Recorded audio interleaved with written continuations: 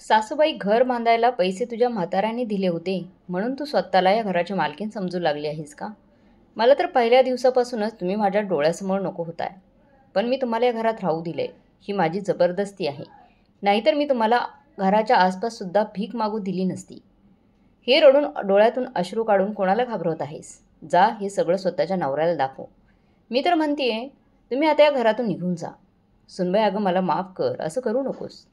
आता पुढे मी तुला विचारल्याशिवाय किचनमध्ये किंवा किचनच्या दरवाजाजवळही येणार नाही. पण माझ्यावर असा अन्याय करू नकोस. माझं वय झालंय, थोडी दया दाखव ना. मी तुझ्या आईसारखीच आहे.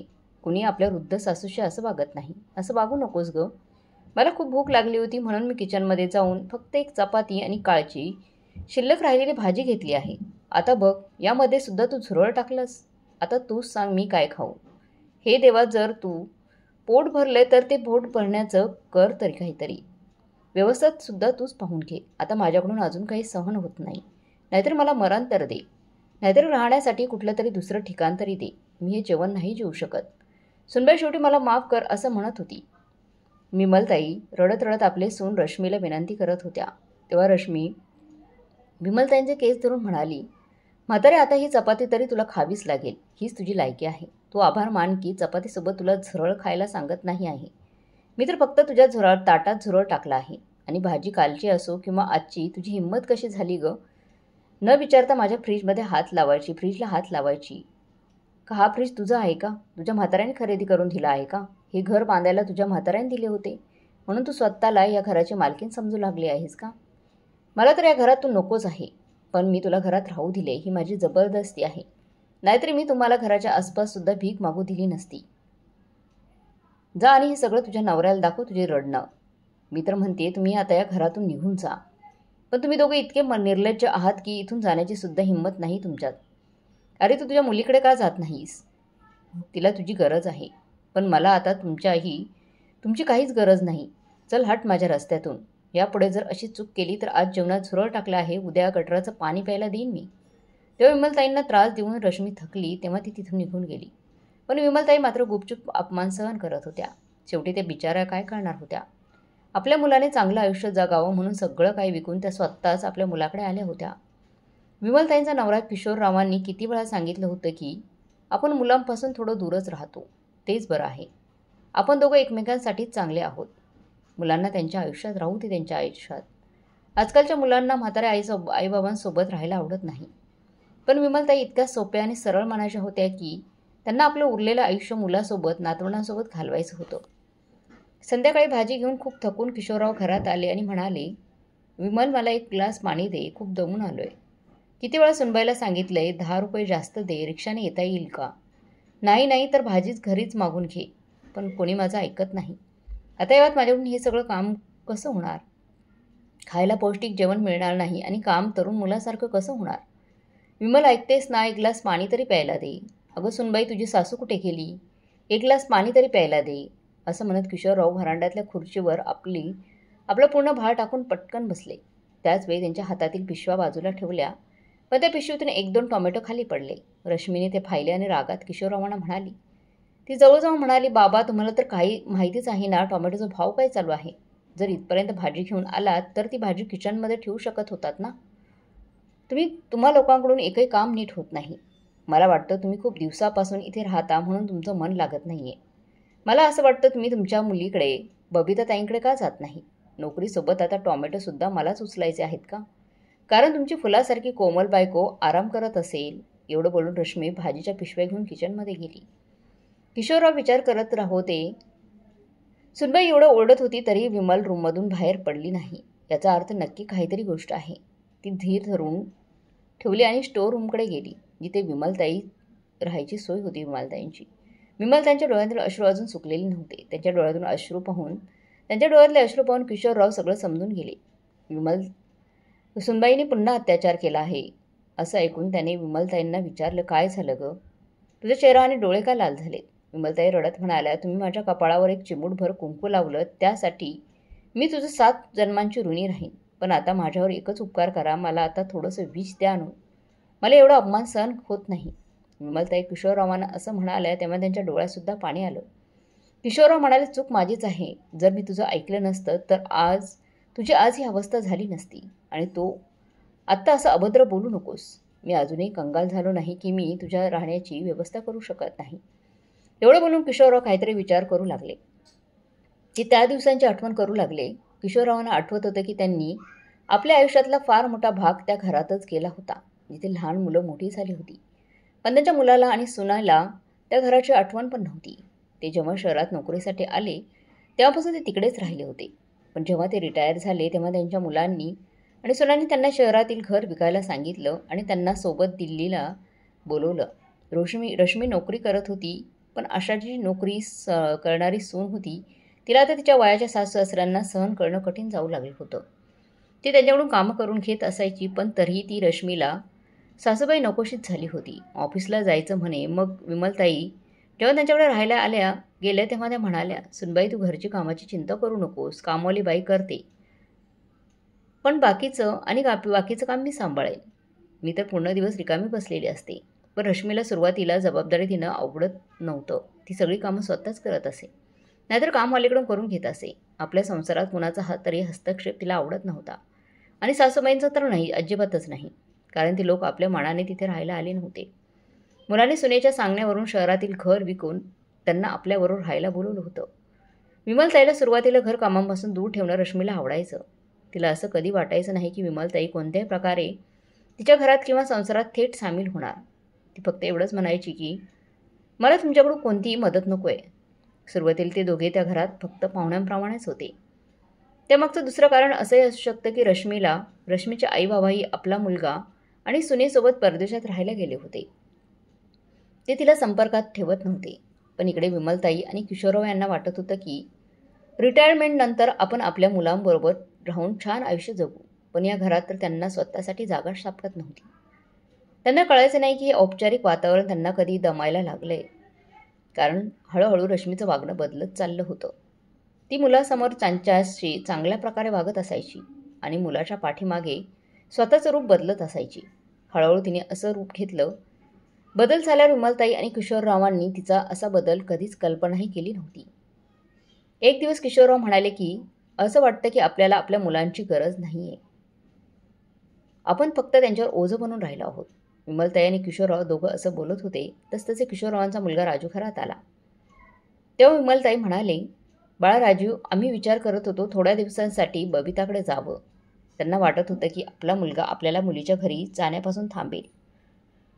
पण राजू पण काहीच बोलला नाही. कारण त्याला सगळं माहीत होतं. घरात काही ठीक नाही आहे, भांडणं होतात आहे. आणि आईबाबांकडून जे हवं होतं ते सगळं मिळालं नव्हतं. म्हणून तो असा विचार करत होता की अजून घरातलं वातावरण खराब होऊ नये म्हणून हे गेलेलेच बरे किंवा तिकडे गेलेले बरे. मग राजू अगदी सहजपणे म्हणाला, हे बघ मला माझ्या बायकोसोबत पूर्ण आयुष्य घालवायचं आहे. म्हणून तिला साथ द्यायलाच हवी. तुम्ही काही दिवस बबिताकडे गेलात तर बरं होईल. आता तुमचा सुद्धा तसाच विचार असेल तर मी तुमच्या जाण्याची व्यवस्था करतो.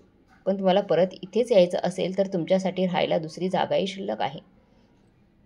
शिल्लक नाही असं खूप काही राजीवने सांगितलं. त्यानंतर तो त्यांना स्टेशनवर सोडवायला गेला. पण त्यांची सून एकदाही त्यांना भेटायला आली नाही. तिथे स्वतःची तयारी करून ऑफिसला निघून गेली. स्टेशनवर गेल्यावर राजीवनं आईच्या हातात काही पैसे दिले. आईच्या डोळ्यात अश्रू आल्यावर राजू म्हणाला, आई, स्टेशनवर विनाकारण सगळ्यांसमोर हा तमाशा का करत आहेस? तू असं रडायचीस त्यामुळे सगळ्यांना समजेल की मी तुला जबरदस्ती कुठेतरी पाठवत आहे. तू तुझ्या मुलीच्याच घरी जात आहेस ना, की ना कुठल्या वृद्धाश्रमात जात आहेस? ना कुठल्या वृद्धाश्रमात जात मुलीच्याच घरी जाते ना. आणि असंही नाही की रश्मीची चूक आहे. तुम्ही लोकांनी काहीतरी चूक केली असेल म्हणून रश्मीचं तुमच्याविषयीचं वागणं बदललं असेल. असं म्हणणं जेव्हा राजू किशोररावांच्या पायाला हात लावून त्यांचा आशीर्वाद घेऊ लागला तेव्हा किशोररावांनी त्याला मिठी मारली आणि म्हणाले, बाळा, जेव्हा तू माझ्या वयाचा होशील ना तेव्हा तुला समजेल की आत्ताचं तुझं वागणं योग्य होतं की अयोग्य. म्हातारा आईबाबांची गरज मुलांना नसते रे. असं म्हणत ते गाडीत बसले. दुसऱ्या दिवशी बबिता, तिचा जावई कौशल घरीच होते. बबिता त्यांना काही महिन्यांपूर्वीच बाळ झालं होतं, त्यामुळे घर पूर्णपणे गोंधळलेलं होतं. घरात कामासाठी कामवाली बाई ठेवली होती. बाळाची काळजी घ्यायलाही आई येई, पण घराची साफसफाई अगदी नीटपणे होत नव्हती. मुलगी घरी आल्यावर विमलताईंनी तिचं घर सांभाळायला सुरुवात केली आणि संपूर्ण घराचा कायापालट केला. तेव्हा बबिता खूप आनंदी झाली. तिच्या घरातील सगळी कामे वेळेवर होऊ लागली. आता तिच्या बाळाची देखभाल आजी आजोबांच्या छत्राखाली होऊ लागली होती. त्यामुळे कौशल आणि बबिता दोघे खूप खुश होते. तेव्हा कौशल विचार करू लागला, जर हे दोघे इथेच राहिले तर बाळासाठी आईची काय गरज आहे. तो एक दिवस हसत हसत ही गोष्ट विमलताईंसमोर मांडली. तेव्हा किशोररावांनी विरोध केला, पण विमलताई आपल्या स्वभावाप्रमाणे म्हणालीच, काही हरकत नाही आम्ही इथेच राहू, बाळाची काळजी घेऊ, म्हणून काय आयाची गरज नाहीच. किशोरराव विचार करत होते की एवढ्या वेळात बाळाची काळजी घेणं आणि घरचं काम सांभाळणं किती अवघड आहे. पण ते शांत बसले. हळूहळू घर आणि बाहेरचं सगळं काम दोघांच्या खांद्यावर आलं. थोड्या वेळात त्यांना सगळी व्यवस्था व्यवस्थित वाटू लागली, पण नंतर सगळं ओझं वाटू लागलं. आता बाळाची काळजी घेण्यासाठी आई येत नव्हती. आई म्हणजेच आया. म्हणून बाळाची मालिश करणं, त्याची आंघोळ घालणं आणि घरातील इतर कामं करायची होती. पण त्यांनी स्वतः पुढे येऊन सगळी जबाबदारी स्वीकारली होती. त्यामुळे आता कुणालाही काही सांगण्याची गरजच नव्हती. इकडे बबिता आणि कौशल आरामात आपलं सांस्कृतिक आणि सामाजिक जीवन जगत होते. दररोज संध्याकाळी बबिता आपली आईकडून आपल्या मैत्रिणींची खूप छानपणे सांभाळ करून घेत होती आणि ते नवरा बायको आपलं बाळ विमलताई आणि किशोररावांकडे ठेवून छान फिरत असायची. बबिता तर ही गोष्ट विसरून गेली होती की आपल्या आईला किती काही करावं लागते, घरातली कामं, बाळाला सांभाळणं, सगळंच. आईला किती दिवसापासून वर्षांपासून सांधेवाताचा त्रास आहे आणि बाबांना ब्लड प्रेशरची समस्या आहे. त्यामुळे त्यांना दोघांवर एवढी जबाबदारी टाकणं योग्य नाही. इकडे सुनेला सासू-सासऱ्यांची काळजी नव्हती, तर इकडे मुलगी आणि जावयाला त्यांची काहीच काळजी नव्हती. कोणी त्यांच्या खाण्यापिण्याकडे नीट लक्ष दिलं नव्हतं. फक्त आपल्यावरच्या जबाबदाऱ्या त्यांच्यावर टाकल्या जात होत्या. त्यांच्या राहण्याबाबत, खाण्याबाबत कुणीही विचार करत नव्हतं. त्यांच्यासुद्धा काही अपेक्षा असतील याचा तर कुणी विचारही केला नव्हता. किशोररावांना आपलं जुनं घर आठवत होतं, जिथे त्यांनी सुरुवातीला विमलताईंसोबत आयुष्य खूप सुखाने, समाधानाने, शांततेत घालवलं होतं. पण नोकरीमुळे मग ते शहरात शिफ्ट झाले. तिथे रोज सकाळी वृत्तपत्र वाचणं, त्यातील बातम्यांवर चर्चा करणं हे त्यांच्या रिटायरमेंटनंतरचं समाधानकारक आयुष्य होतं. पण आता असं त्यांना वाटत होतं की ते शांत आयुष्य परत येणं शक्य नाही. अचानक ते म्हणाले, विमल, तू या मृगदृष्टीच्या मोहात स्वतःला आणि मला फसवलंस. आपण एका तुरुंगातून बाहेर दुसऱ्या तुरुंगात आलोय. माझ्यावर 2 मिनिटं शांत बसून बोलायची पण तुझ्याकडून होत नाही. मला ठाऊक आहे की तू मला स्वार्थी समजशील, पण मी आधी कधीच असं आयुष्य कल्पनाही केली नव्हती, जिथं नवरा बायकोनं आपलं सुख दुःख वाटून घेण्यासाठी पण वेळ काढायचा भाग पडेल. तशी बबिता आली आणि म्हणाली, आई, तुम्ही दोघेही म्हणताय की वेळ नाही मिळत आणि इथे तू बाबांबरोबर बसून गप्पा मारतेस. तुझ्या मनात येत नाही का की कामे नाही तर पुढच्या तयारीला बसायला हवं. तुम्ही सगळे पूर्ण दिवस काय करता, गप्पा मारत बसायचं का? आता जा आणि उरलेली कामं करा. तसे आमच्याकडे अजून बरीच कामं आहेत. कोणतंही ठिकाण नाही, असं म्हणत बबिता निघून गेली. आधी किशोररावांचं बोलणं ऐकून विमलताईंच्या डोळ्यात पाणी आलं होतं. मग आपल्या मुलीनं असं बोलावं?